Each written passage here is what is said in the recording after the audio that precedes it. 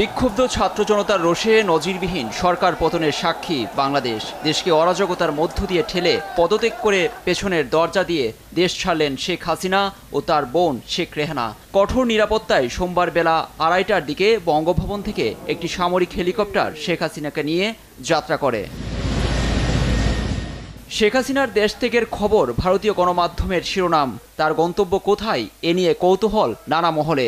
ভারতীয় প্রভাবশালী গণমাধ্যম দ্য হিন্দু এবং দ্য টাইমস অব ইন্ডিয়ার প্রতিবেদনে জানা গেছে, ভারতের উত্তরপ্রদেশের গাজিয়াবাদের স্থানীয় সময় বিকেল 5টা 36 মিনিটে বহনকারী বিমানটি অবতরণ করে। হিন্দন বিমান ঘাঁটিতে অবতরণ করে বাংলাদেশের C-130 বিমানটি।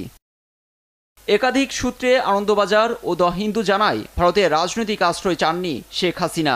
যে প্রশ্ন এখন সামনে আসছে, পরবর্তী গন্তব্য কোথায়। সূত্রের দাবি, ভারতে কিছুক্ষণের জন্য অবস্থান করে লন্ডনের উদ্দেশ্যে পাড়ি দেবেন শেখ হাসিনা ও শেখ রেহানা।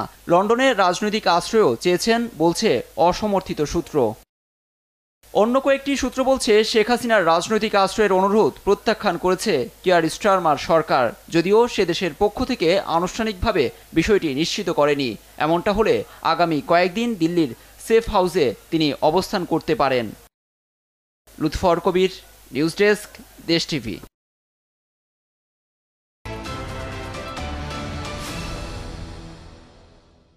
মানুষ যেমন কর্ম করবে তেমনই ফল পাবে, কেউ আটকাতে পারবে না।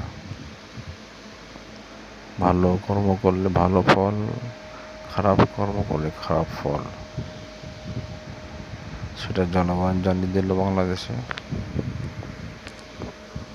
কোরআনে আছে, ওয়াত ইজ্জু মান তাশা ওয়া তুযিল্লু মান তাশা, বিয়াদিকাল খায়রু ওয়া আলা কুল্লি শাইইন কাদির।